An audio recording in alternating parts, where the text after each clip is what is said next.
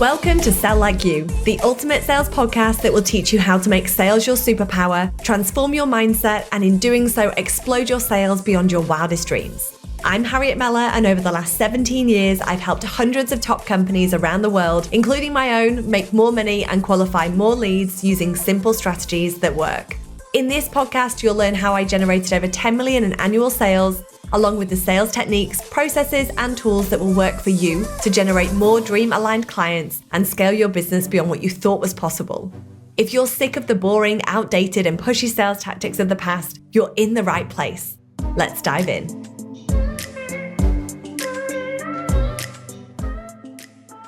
After being in sales for so many years, I am often asked, what was my daily routine? What were my activities? What numbers was I doing? And what numbers should the salespeople be doing today? And I think it's a really good question. And I love it when I get asked that because I can see where the salespeople's brains are. I can see what they're trying to work out. And so I talk about my journey into sales and more specifically into tech sales over a number of years. And the requirement, the expectations, the targets, the remuneration were all very different depending on what I was selling. And so in the last role before I created Your Sales Co, I built an incredible sales function and cadence, and I was extremely process driven. I knew what I needed to do. I was consistent. And I would say I never dropped the ball. And that's not saying I won everything, but I always knew what I could fall back on. I fell back on my routine where I needed. And so what I thought I'd bring to you today is a bit of an overview in terms of what I was doing in those early days, which I believe then supported me in achieving that end goal, which was my $10 million in sales a year. And if I think about the work that I put in and the hours and the dedication, this is not for the faint-hearted. This is not, working 4 hours a day or, 10 hours a week in sales, in business development. This is a full-time role where I was dedicated in growing my network, building awareness for the business that I was within, but also building my personal brand whilst building a pipeline and growing connections with our vendors and distributors and learning so much about the different technologies that we were selling and partnering with. And so for me, when I moved to Australia, I didn't have any connections. I had very little knowledge of the tech industry or the tech market, I should say, in Australia.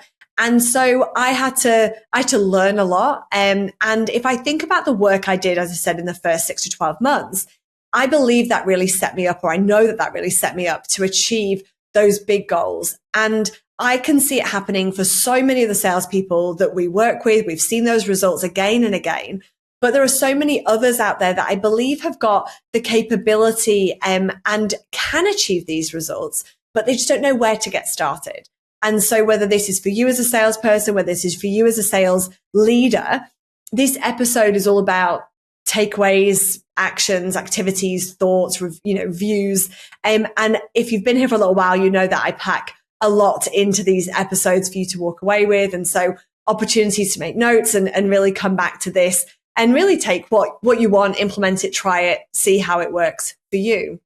And so to look at some of the structures that we did in those early days, I really want to focus on those first few months, was really around, for me, learning. So learning the products, the services, and understanding the tech jargon to a point.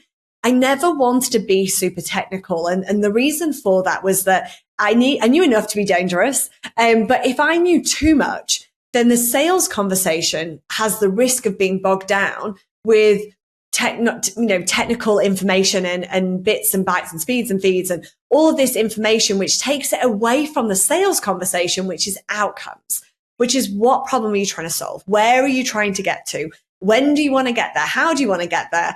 Who you're currently working with? How can I support you in doing that? And so for me, I needed to know high level. I needed to know what was going to resonate with my ideal customers. So the customers that we were working with, ideal prospects, what industry verticals, what were the use cases, case studies, what was really resonating in the market. So if I said this and somebody said yes to a meeting, what was this that I needed to say to get them into those conversations? And so for me, learning came in many different forms. I was not super academic at school. I didn't go to university.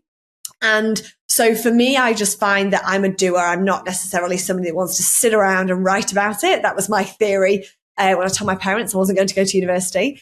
And when I, think down to learning as an adult, is that I now know how I learn. I know how I need to or how I need to capture information. And so I would do the accreditations and the enablements from vendors and learn from the tech team. But I'd also go home, I'd pour myself a glass of wine and I'd watch YouTube videos of how different technologies connected in with one another. I'd look at different people explaining different products and services. I'd look at the funky cartoon videos that would explain it in a different way. And because for me, if I could explain a solution, an outcome, a way that we've helped somebody else in 3 different ways, it meant I understood it. And if I understood it, connect that with the ability to sell, to go to market, to build connections, to have conversations, that for me was my magic potion, I guess, really at that point. And so learning was really key and something that was certainly drilled into me very early on. And, I was one of very few women on the sales floor in a tech organization in Manchester. And I remember the sales manager saying, hands up who plays football. And, everybody's hands go up. England, everyone plays football. And they said, okay, well, what day's the game? I said, Sunday. All right, everyone's game, Saturday, Sunday. Yeah. Okay. And then for the game, how many days do you train for the game? And they'd say Tuesday, Thursday night, we train, we play Saturday, Sunday. And then the question would be, and how much do you get paid to play football? And the answer would usually be nothing, because it was, Sunday 5-a-side or, whatever it was. But they trained 2 days and they played the game on the weekend. And so when it came to sales and learning about products and services and different sales techniques, the question then came back to, okay, well, how many days do you train to sell? How much time is allocated to training and to learning, to development? And the answer is often nothing, or an hour here or there, or a enablement session, or going to a conference. And that's not enough. That's not enough if you want to be top of your field, if you want to be the best salesperson in your organization, or if you want to grow your sales team beyond to where it is today. Learning, development, and really putting in that time to train, whether it be role play of cold calls or whether it be, analysis of the information going out, that needs to happen. And so for me, I learned that very early on in those early days of selling. But I applied it and I still apply it today. If I'm learning something new, if I'm working with a new business and they're working with products or services that I'm not super familiar with, I follow the same learning framework that I take my clients through, and I learn and I expose myself to things on the internet that I can learn from and really capture and watch videos and ask other people, because that's how I learn. Now, other people out there are great at just looking at one thing and going to market. That's awesome. But that is not everybody, and it's certainly not the majority. So once I'd learned my product, services, how I was going to position, I then looked at the customers and the organizations we were helping as a business. And then I looked at of those businesses, who do I want more of? If I could have 10 of that organization, why would I want it? And how would we would we capture that? And then I went to market. Now, today I have a Replicate Ideal Clients process. We have a framework. We've created everything to support businesses. But back then I didn't have a framework. I just did it. And so I would assess, who are we currently working with? How has that worked? Why has that worked? And then we would then go out to market. And so from there, if I look at the structure of my day, which was, anywhere between 50 to 80 calls a day of outbound, I would structure the days that I would send my emails for a Tuesday. I'd follow up calls on a Thursday and a Friday. I would spend time connecting or stalking people on LinkedIn. I would have time, scheduling times for meetings. And when I was really working at my optimum level, I was hitting 25 meetings a week. Now, that is a lot of meetings. And it's very interesting because a lot of businesses I speak to today ask me, about what's the requirement or what's the average. And I don't know if there is an average. I'm sure if we look at, gong.io or something like that, I'm sure, or maybe ask ChatGPT, it would be able to give us an average. But if I look at what other people are doing in the industry today, is it varies massively. It varies massively based on targets, on what they need to hit to cover costs within the business.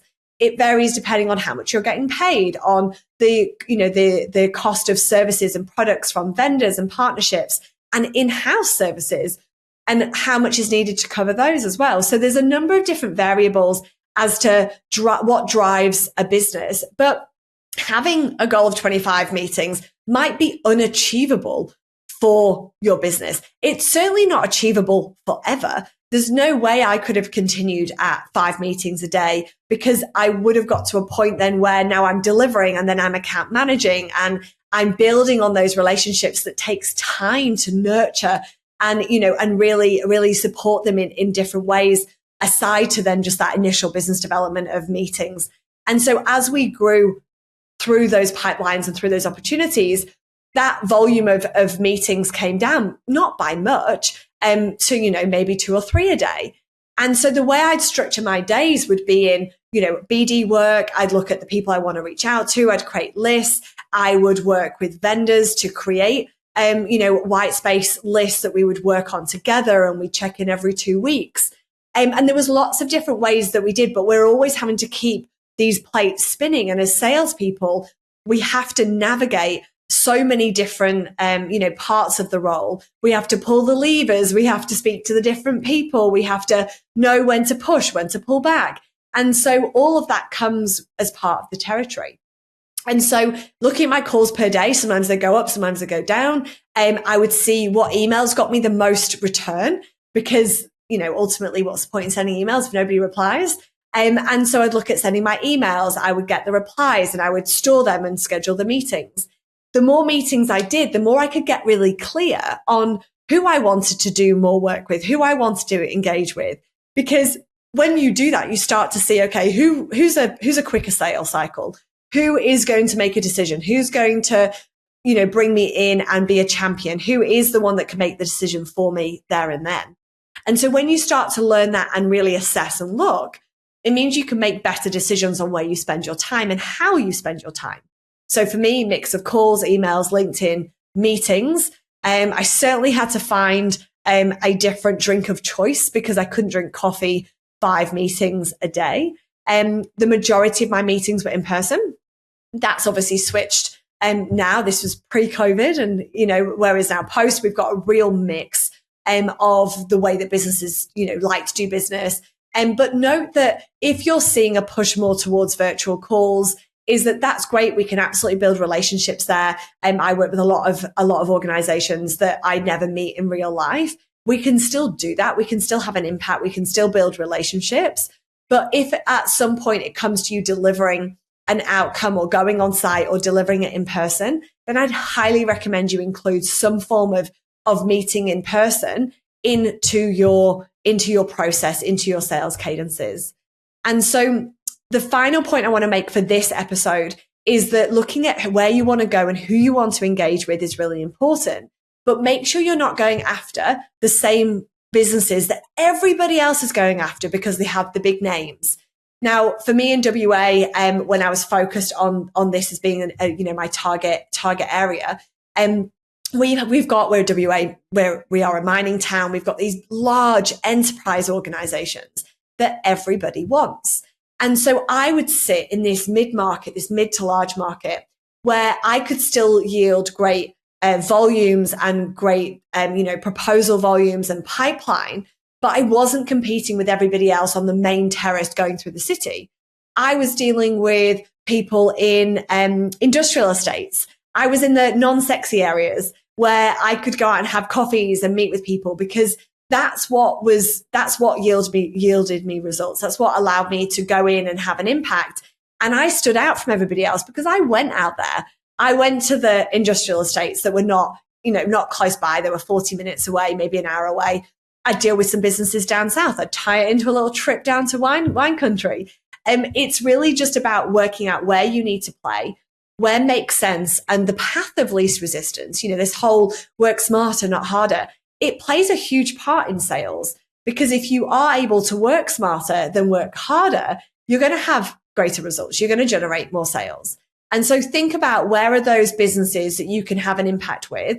that aren't being chased by everybody else, because you're going to struggle to get vendor backing, vendor support, deal registration. You're going to struggle to keep them if they've constantly got people knocking at their door because everybody knows who they are. Now, that's not to say if your business is aligned with them, if they are your target market, go for it. But think about how you can build your pipeline with a varying, a varying degree of size of organizations, of industries, if you can, and also where they are located. And so for me, that was my big focus in those early days was activities, was using a different range of activities or multiple ways to communicate. It was around having a really clear goal of what I wanted to achieve, with those meeting cadences, with the vendors I wanted to align with specific stories, and then going after an audience of ideal clients that we already had, expertise we were already showcasing, and then in an area where I wasn't necessarily heavily competing with others. Now, that's not to say they didn't exist and that other people didn't attempt that. They certainly did. But I was dealing, against 5 to 10 rather than 50 to 100. And so for me, it was about working smarter. It was about working more efficiently. It certainly wasn't about how to do less, how to do more in less hours in those days, because it was about exposure. It was about exposure to the industry, to the market, to the way that I did business, and then essentially then capturing all of that information in my CRM so that I could really build on that and never, ever miss on an opportunity. And so I'm going to leave that there. I'm going to record a second episode tying into this topic around how I structured my sales to generate $10 million in sales per year. And the reason why I'm sharing this is because it's not necessarily new fandangled ways of doing sales. It's not necessarily something that you've never heard of. You will have already heard of a lot of what I'm going to share. There may be 2 or 3 or 4 golden nuggets in there that you've never thought of or never tried. And it's really just about showing you that sales is really about what you put in those early days to help you accelerate your results, help you accelerate your success. And then it's then about leveraging that and about really using those as building blocks so that we're not having to do 80 calls every single day, have 5 meetings a day, 5 days a week, but work smarter to generate results. So it means that you can then find that balance within your role while still achieving great things and growing year on year. Thank you for tuning into the Sell Like You podcast. If you enjoyed this episode, please leave a review and be sure to subscribe to never miss another one. A huge thank you to Vitality House for hosting today's recording, and I look forward to being back into your ears soon.